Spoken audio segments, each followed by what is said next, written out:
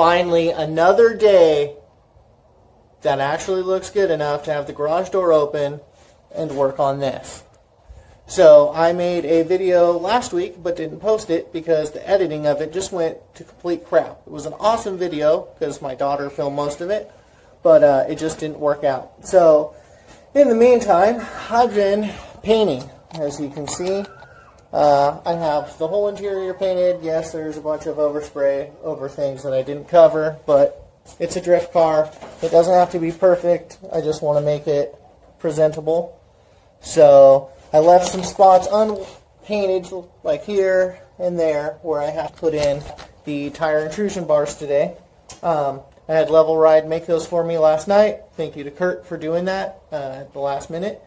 So today I get to trim them and actually make them fit. So that is a very nice weld. Has to go there somehow. Normally you would do this all at the same time, but when we built this cage, it wasn't in the spec sheet to have a tire intrusion bar, so it didn't matter. Now it does.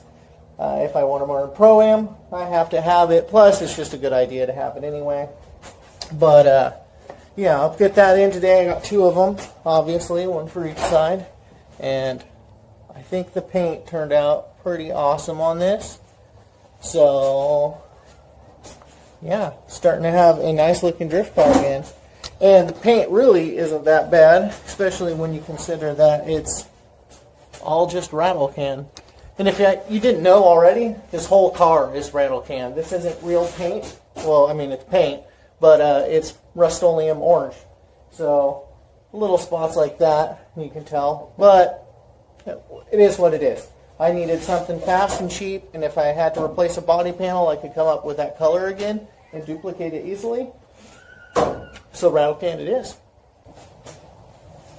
Alright, so I'll show you what I mean about cutting and welding. So this, obviously, it's not going to fit here like that. It's not a very good tire intrusion bar if it's pointing at the engine, right? So this was going in here. Obviously, I've got some cutting to do. You can see how long it is. We did that on purpose because measurements always change. You know, sometimes you don't measure correctly. In my case, I probably didn't measure correctly. So he left me quite a bit of extra here so that I could trim it down and kind of force it into there. So I'm going to want it right about there. And I got my Sharpie, so that I can at least give myself a point of reference for where the plate will go, which would be right about here, which means I got to cut that bracket out.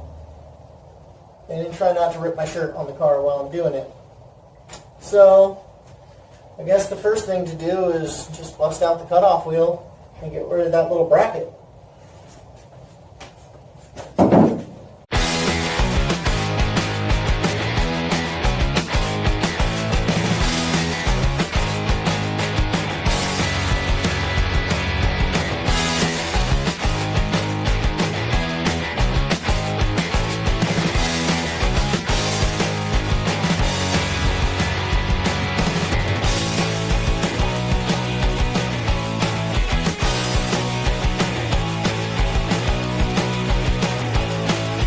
In case you're wondering why I didn't just cut this completely off with a cutoff wheel, I was just trying to cut the spot welds off and then pry it off and just break those because I wanted to leave the firewall fairly intact, or at least as much as possible without accidentally cutting through the firewall. I could have just cut it off at the tabs and bent it down, but I figured it wouldn't be that big of a deal. Turns out I was wrong, and it was a little bit more of a pain, but it wasn't too bad. So yeah, I guess now I'm just going to start test fitting those tire intrusion bars wherever I put them, and start trimming down a whole bunch of that to get it to fit. I'm going to start cutting here and then probably leave myself enough room that I can just slide the plate in there later, because if I put the plate in first, it's going to make it a lot more difficult to get this in there, I think. I don't know. And just like that, Oregon starts to rain on you. And it's pretty windy, so much for having the garage door open.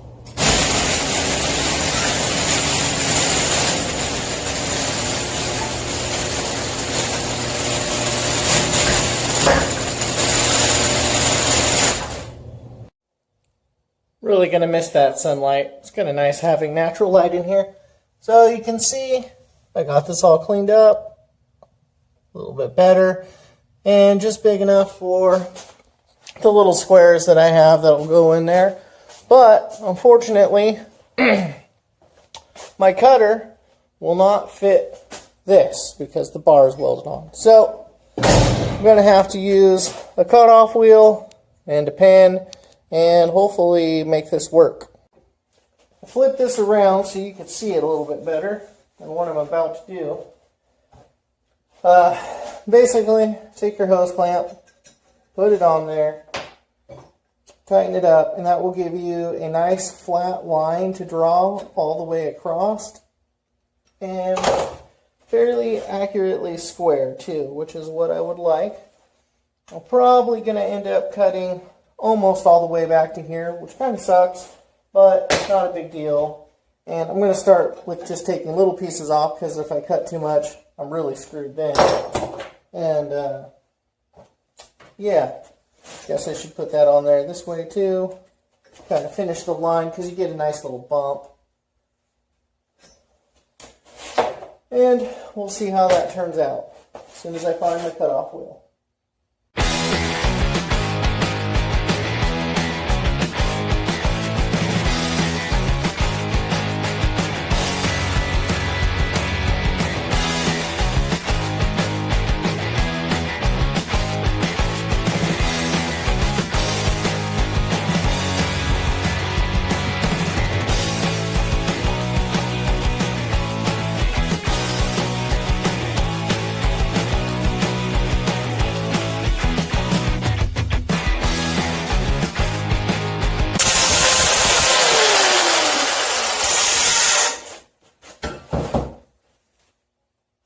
Fairly straightish.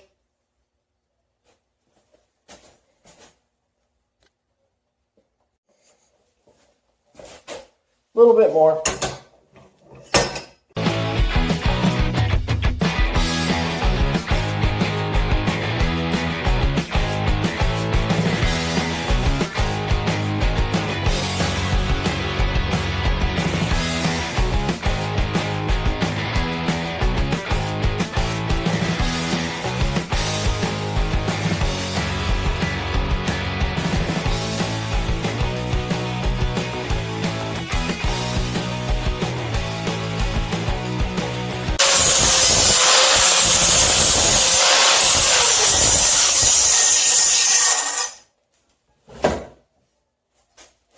Give that a shot.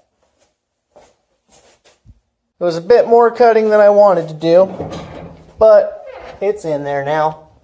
As you can see, it's in. It kind of matches the door bars as far as height. It is going to go up a little bit more, and then I just got to weld in that plate, and it will be good to go. And then I have to repeat the same thing in here, which is going to be a lot more fun, being as there's a pedal box in the way, and that should be a whole awesome thing. But I won't film that because that's kind of pointless. You already know how I did the first one. I'll just be repeating the second, calling it good.